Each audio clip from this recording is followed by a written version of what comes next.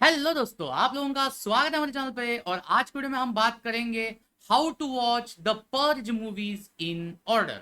तो अगर आपने द पर्ज मूवीज के बारे में नहीं सुना होगा तो मैं आपको बता दूं कि अगर आपको action horror plus survival drama इस किस्म का अगर कंटेंट आपको देखना है जिसमें इंटेंस वाला एक्शन, इंटेंस वाले सीन और भाई भयंकर वाला कांड अगर देखना है तो इस मूवी सीरीज को आपको देखना एक बार तो बनता है। इस मूवी सीरीज की कंसेप्ट क्या है ये मैं आपको मूवीज के साथ साथ बता दूंगा, और कंसेप्ट सुनने के बाद शायद ये आप ये मूवीज देखे बगैर रह सकते हो। तो चलिए बिना समय गवाए शुरू करते हैं हमारा द पर्ज मूवीज वाला वीडियो। तो द पर्ज मूवीज की शुरुआत होती है 2013 की पहली मूवी द पर्ज से। तो द पर्ज की कंसेप्ट कुछ इस तरह से रहती है कि अमेरिकन गवर्नमेंट एक फैसला लेती है कि लोग जो डेली कुछ ना कुछ क्राइम कर रहे हैं, कोई चोरी कर रहा है, कोई खून कर रहा है, कोई रेप कर रहा है, उसके वजह से क्राइम रेट बढ़ते जा रहा है और अनएम्प्लॉयमेंट भी बढ़ रहा है।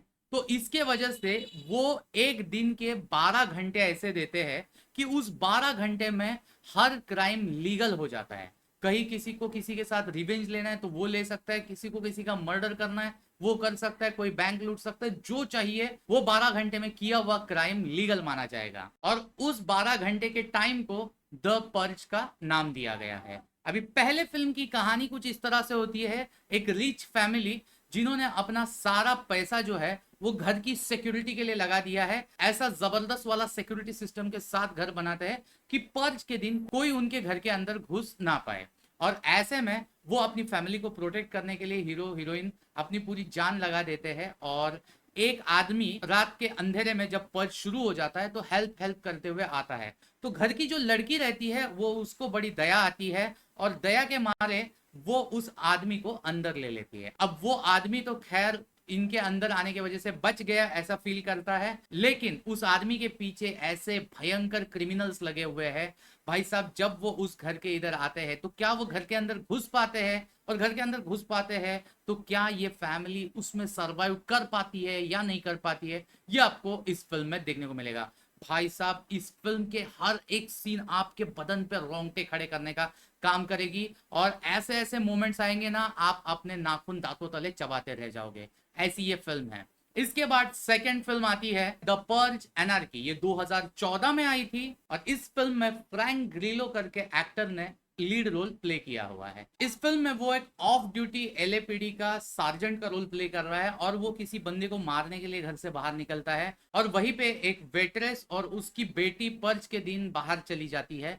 तो वो दोनों बचते बचते एक एंटी पर्ज ग्रुप से मिलते हैं। ये एंटी पर्ज ग्रुप जो है जो पर्ज के दिन लोगों की हत्या करने आते हैं, ऐसे लोगों के खिलाफ लड़ते हैं और जो मजबूत रहते हैं उनको बचाने का काम करते हैं। तो क्या यहाँ पे ये औरत और उसकी बच्ची बच पाते हैं?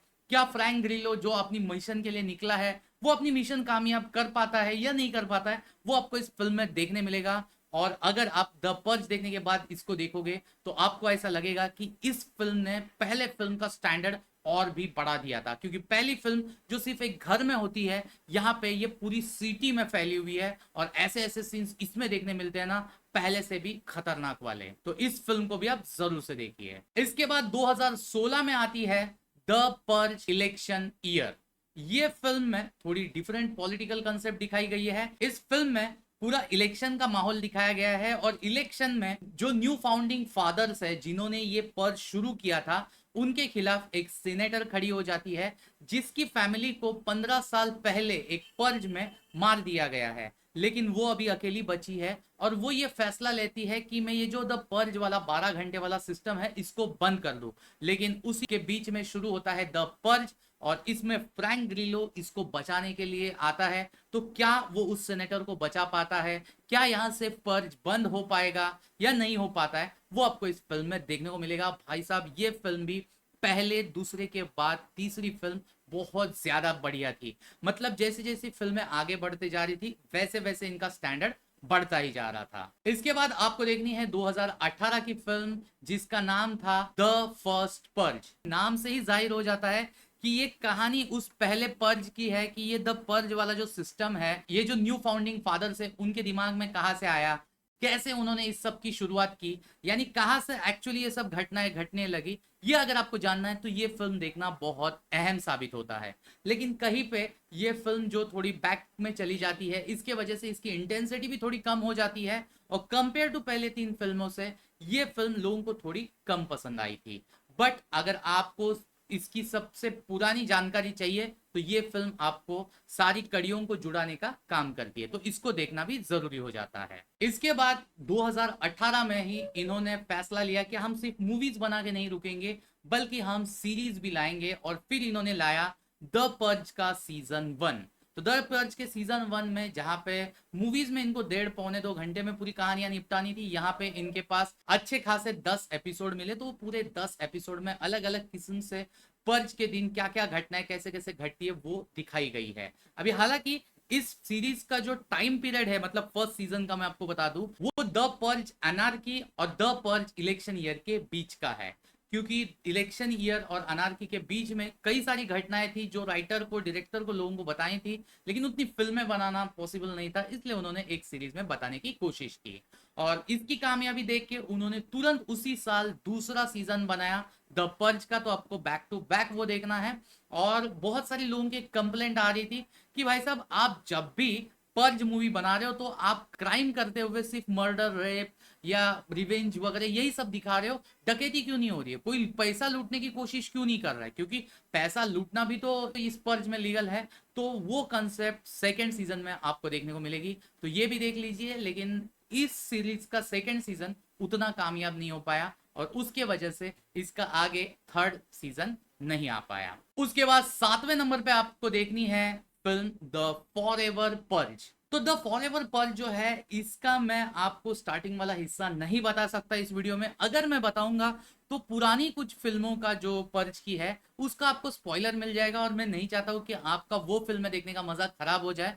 लेकिन आप ये समझ लीजिए कि ये फिल्म जो है, ये द पर्ज इलेक्शन ईयर का सीक्वल है, यानी कहानी कंटिन्यूटी रखी गई है, लेकिन जो पुराने कुछ कैरेक्टर्स थे, जैसे फॉर एग्जांपल फ्रैंक ग्रिलो, उसको कंटिन्यूटी नहीं रखा गया, और बहुत सारे कैरेक्टर्स इसमें नए दिखते हैं, और कहानी कहीं ना कहीं से थोड़ी सी डिस्कनेक्टेड लगती है। लेकिन ये फिल्म आपको देखना बहुत ज्यादा इंपॉर्टेंट साबित होता है, क्योंकि पर्ज की आने वाली नई मूवी के लिए, नई मूवी जो आ रही है वो रहेगी 8वें नंबर पे, जिसका नाम अभी तय नहीं किया गया है। हम उसको कहेंगे द पर्ज पार्ट 6, क्योंकि ये मूवी सीरीज की छठी मूवी मानी जाएगी।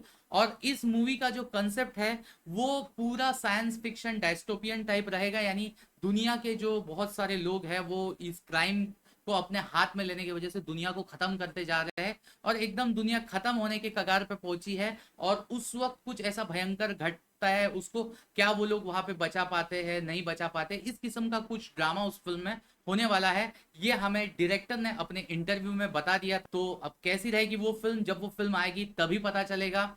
बाकी ये क्या आपने ये द पर्ज मूवी सीरीज को अब तक देखा था, और देखा था तो कमेंट में बताइए कि आपको ये मूवी सीरीज कैसी लगी। और अगर नहीं देखा है तो जरूर से हॉरर, एक्शन, सर्वाइवल ड्रामा के लिए इस मूवी सीरीज को एक मौका जरूर दीजिए।